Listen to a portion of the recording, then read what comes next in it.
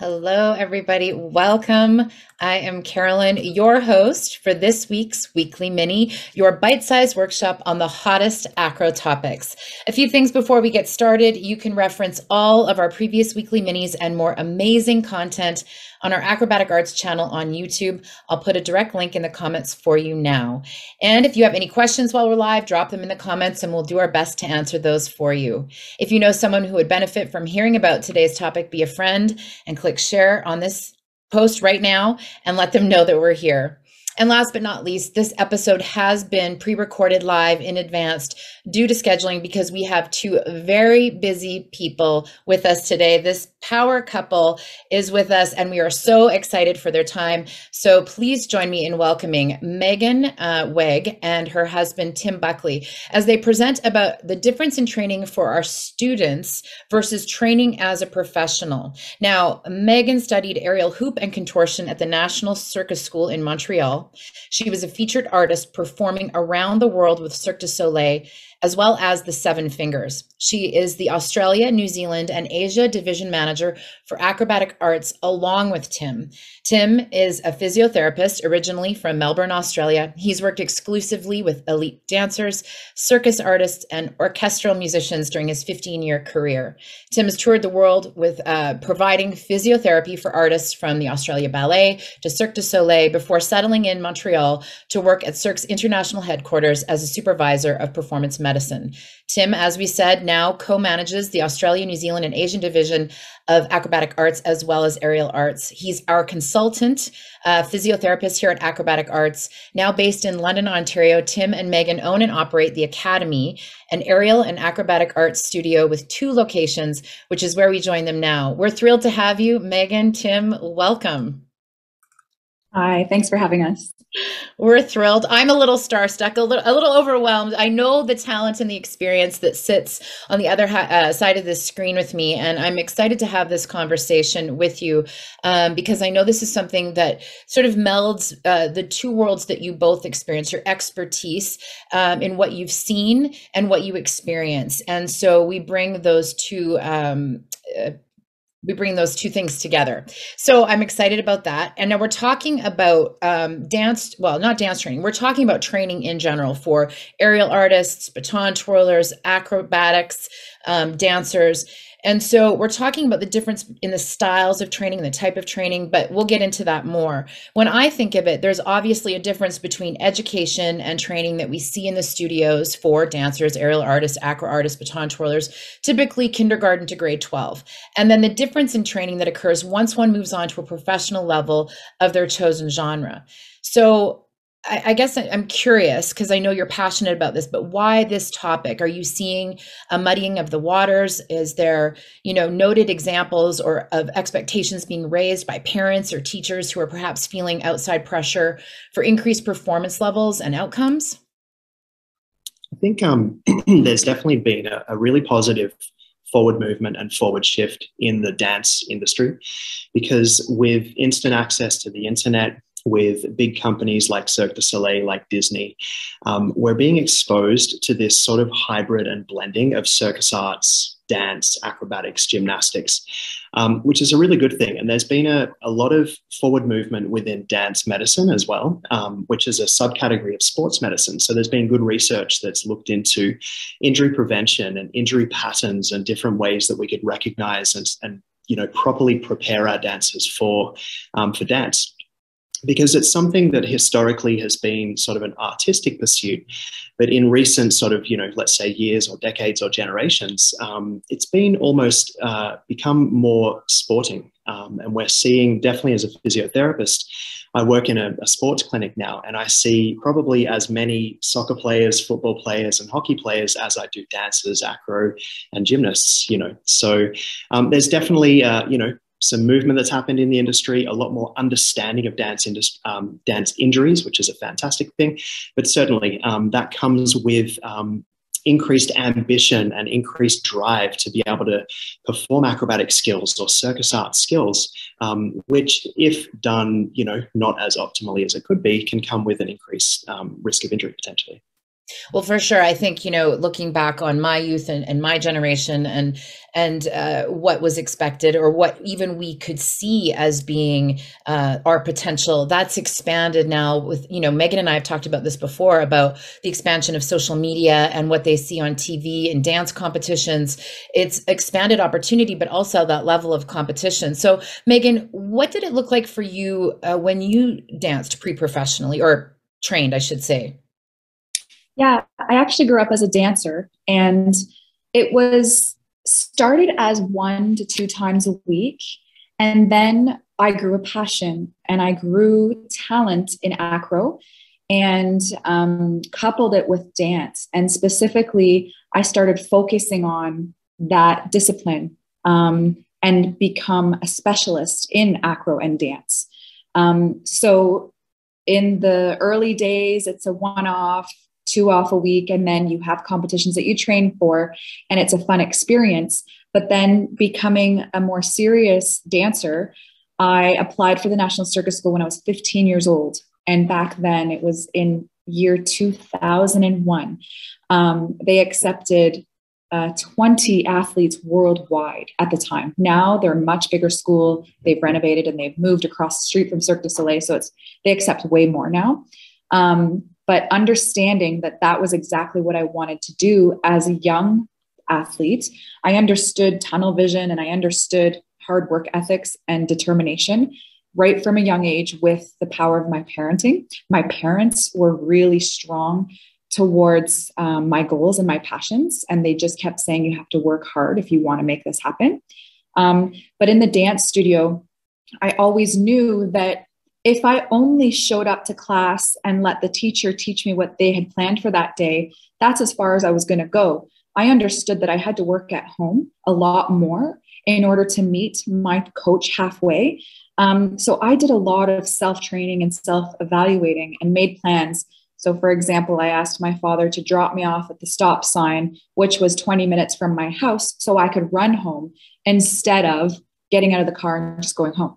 I implemented all these extra training methods at home on my way to dance and on my way home from dance to help with that elite mindset, I guess, if you want to call it that. Right. So two things. One thing I want to pull out is because even when we were talking about how do we define who we're talking about here? Is it dancers? No, it's not just dancers. It's not just aerial artists. But we're defining our artists now also as athletes. And so I think that's a change too. And so it's how we define what they're achieving, because as you said earlier, Tim, they really are crossing that line, and there is that blurred line. It is, you are an athlete and you are an artist. You are both of those things. And I think it also comes down to, well, you could define that for me, but the ability, but the skill, but also what it takes to achieve those skills. So you're training like an athlete, which is never, it's always been there, I think. It's just, I think we've all grown with our knowledge and understanding of what's required. Do you think that with what Megan's talking about, that she did that for herself. So she was challenging herself with certain levels of training and challenging herself in those moments, like the stop sign, running home. That's a very self-driven athlete to do that. Are we seeing that now more though, coming from the studios or from the teachers that are implementing maybe training programs that are pushing our young athletes before they may be ready? Right.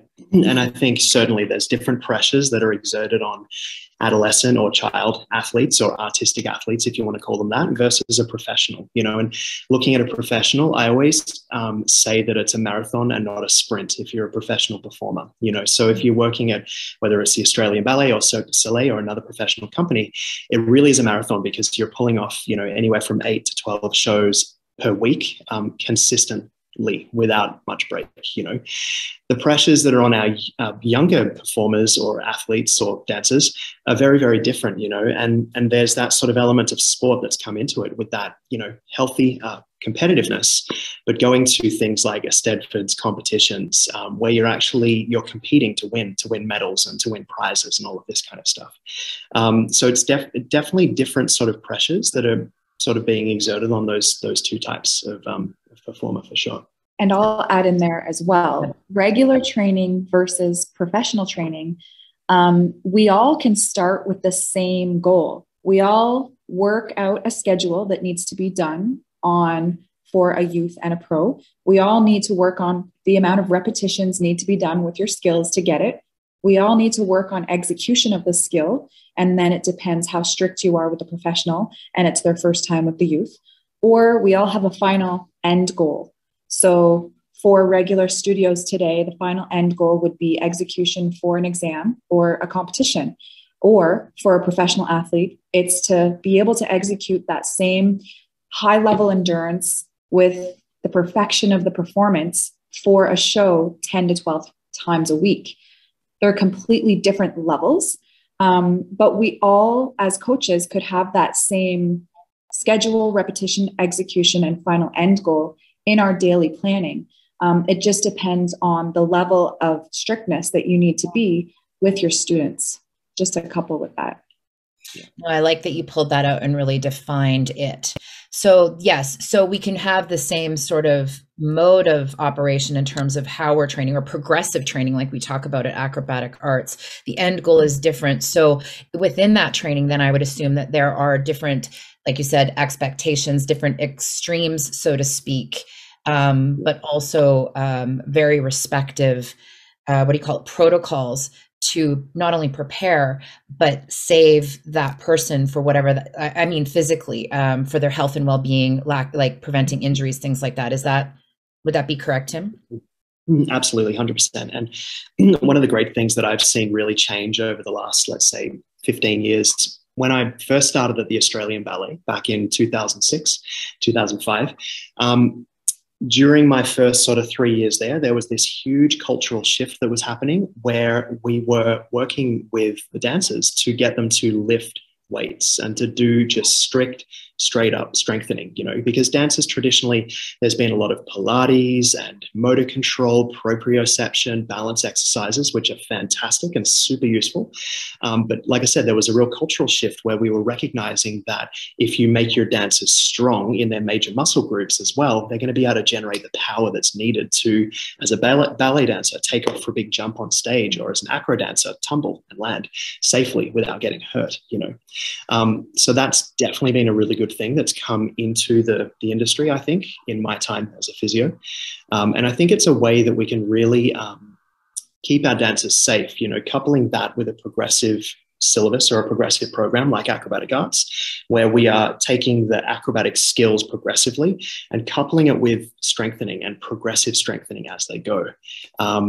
It's a really, really important thing that we're instilling that in our dancers, and that health and that sort of looking after your fitness from a young age. Because then when you get to the professional level, that really is a huge part about being able to maintain that marathon and consistently doing 10 shows a week. You have to be doing some cross training and some strengthening work in addition to your show work. Otherwise, it's incredibly hard to keep it up and to stay healthy and fit when you're doing that many shows. Absolutely. So really a well-rounded athlete that starts from the very beginning. Even we do preschool courses here at Acrobatic Arts, and, starting fundamentally with those basics that just build progressionally, not only those skills, but the mental skills that come along with that in order to prepare for those moments. Do you have anything about that, Meaghan, in regards to helping your athletes at that, progressional place where they're young and building into that bigger picture when they are facing possibly someday doing 10 performances a week? Yeah, I have this saying. It's kind of like eat, breathe, train, sleep, repeat. When their mind is only focused on everything they do around their performance level, they're craving it, they're passionate about it, their determination is there, their hard work ethic is there. That's going to be a huge teaching tip or helping tip for their progression to get there. It's definitely something I had, and I work with students who have it, but I also work with students who don't have that self-motivation, but they still want to get there. And it's just the difference of understanding the amount of work that it takes to get there. And rather than having them be lazy and sit off to the side, that's totally normal. We're tired, our bodies fatigue. Explaining the difference of giving yourself rest rather than, oh, not feeling it. Just the change of attitude. You need to have rest, so it's planned into your schedule. I don't know. It's the simplicities of that with everything that just hit us with the pandemic. Mentally, things are way harder now, I think, than they were back then, because we were not experiencing all this life drama, worldly drama. And so that's affecting a lot of people emotionally, physically, and mentally now. But things are still possible because you're still that human that has that drive, that fire passion inside, and you still have that brilliant mind to tell yourself where you want to go and what it takes for you to get there. So that's why I say eat, sleep, train, breathe, repeat, and then continue. And then today is a different day than tomorrow and yesterday. So if you didn't have a good day today, you will have the chance to make it an awesome day tomorrow. Okay. Yes, absolutely true. So true. Now, and I know in times like this or any time, we can also see things pushed to the extreme at the younger athlete level. Even we know we see this in the profession as well. Where's that cautionary tale where so self-driven, Meaghan, and so smart and intelligent about your training. Maybe not everybody has those skills, and sometimes that in itself can get ahead of them, or they came from, like my generation was, a lot of times was no pain, no gain. And we know, we've heard Tim talk on the podcast too about this, that mindset is just trouble. And so what's the cautionary tale, Tim, about this in terms of, are we, expecting too much from ourselves as young athletes and performers, but also where does that come where we're talking, let's say teachers are talking to parents who have high expectations because that's the way they were raised. How do we communicate this theory where we might have people in our community or our studio that want to push harder and we can see that's going to lead to some trouble down the road? Right. I think it starts with almost being kind to yourself and giving kindness to your students and explaining to them that if you can get, a highly commended and excellent or a distinction on an exam or a diamond award or a platinum awarded competition, that's okay. You don't need to peak too early, and we don't need 10-year-olds to be actually reaching the peak of their career. It's too young. So you can work progressively. You can have small bite-sized goals as you go and get a lot of passion and satisfaction out of the dance and the discipline, just doing that. And remembering as well that everybody's doing it because of a love of performance and a love of dance and a love of the performing arts, essentially, and sort of keeping that at the forefront, I think that's a really important thing. Yeah, I'm going to add something too. Following the, let's say, 10-year-old at peak, what has been seen in the past is you say, okay, use your adrenaline, and then maybe you'll get your aerial on stage for that moment because you have so much power and excitement. That is putting that student at risk for big injury, because they have never executed it, let's say 10 times in a row in the studio before being able to go on stage under the lights in a costume with makeup and hair done perfectly, as they've never had it in practice before.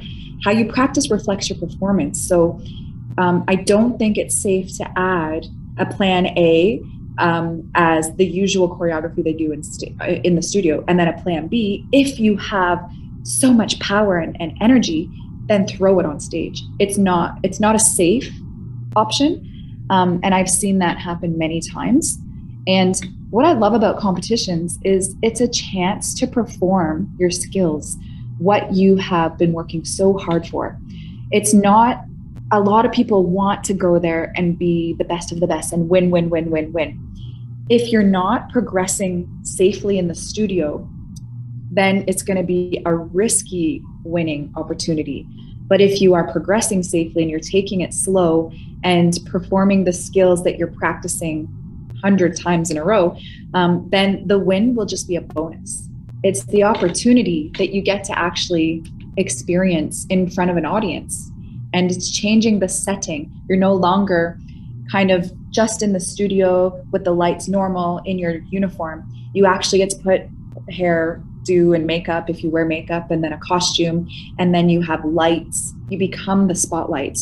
So that gives you the chance to be at that elite level for the 3 to 5 minutes that you're experiencing it. And then you get to challenge yourself, executing the skills that you've worked so hard to do, that for me is the gold medal that you showed with all that extra challenge, the lights, the camera, the costume and makeup and hair, that you still were able to perform exactly how you practiced it. That's a safe approach. Yeah, I think that is the reward, isn't it? Is to know that fundamentally you've got what you're performing solid because you worked on it and you earned that moment to stand there and perform it for the judges, family, friends, your studio, all of those things. And regardless of where the placement sits externally, you know that fundamentally. And I think that that also, as you know, would suggest, leads to that progressionary, I keep using that term, but what I mean is that they eventually learn how to build and grow so that, like you said from the very beginning, they move into that professional level and they understand what that is fundamentally, and they have a respect for that, so that their self-worth comes from inside, in a very external, you know, kind of experience sometimes.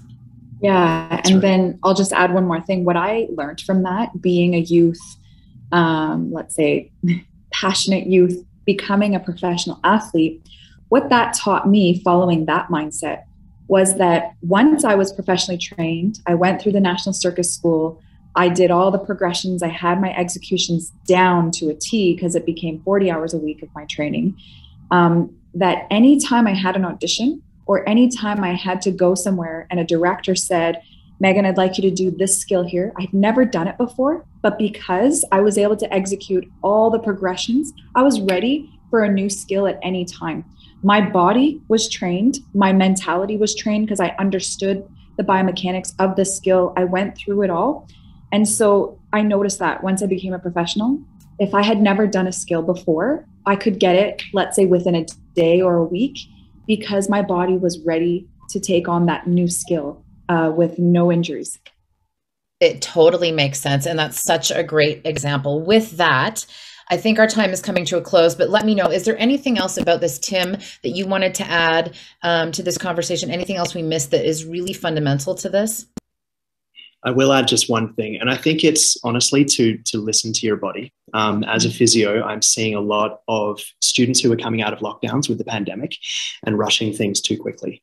And I've seen some pretty severe injuries actually in the last 6 months, from students who have been overdoing it and getting fatigued and not listening to their body when it's fatigued, because our body will actually raise flags and give us warning signs when an injury is about to happen, whether it's muscle cramping, joint stiffness, a twinge of pain that you don't necessarily pay heed to, or hitting that fatigue point when your form drops off and your technique drops off. That's when people get injured, you know. So listen to your body, because it does wave flags at you when it's had enough, and it's okay to have a rest and sort of work on that skill tomorrow or next week once you've hit that fatigue point. Absolutely. And I think as we close this out, it's just, if you've heard this message so far, if you're listening, go back and listen again, because I think for teachers, parents, athletes who are, you know, working through wanting to move faster or things to progress quicker, is to trust the process, listen to your body, trust your teacher, and know that all will come in good time. And I think we need to lead by example in our studios in that way too, as teachers and as mentors for young people, so that they know, like Meaghan, that, you know, with hard work, dedication, progression, taking care of yourself, that you can get to wherever you want to be. But if, like Tim is suggesting, you know, you're pushing too hard, you're not listening to your body, the injuries they face now as young people can inhibit those goals that they may have in the long run to sustain a career in the art that they've chosen. So Meaghan, Tim, I hope we hit the nail on this one. I am so grateful that you are here, and I hope people heed your message and your cautionary tales about taking things in stride and taking care of your athletic little people, big people, whatever it is, so that they may succeed in whatever they choose to do.